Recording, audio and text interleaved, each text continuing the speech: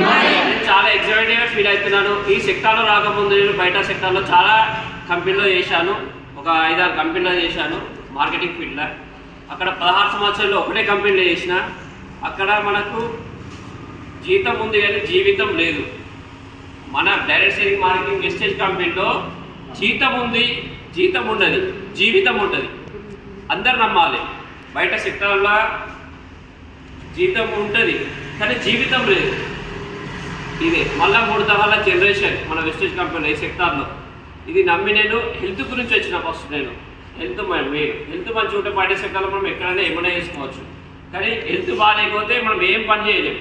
Auto తోలేము, కూలి పని చేయలేము, ఏ మార్కెటింగ్ పని చేయలేము. అందుకే అందరు నమ్మాలి, వెస్టేజ్ని టేకప్ చేయాలి. ఈ ప్లాట్ఫారం వచ్చిన వాళ్ళు అవకాశం యూజ్ చేసుకోండి.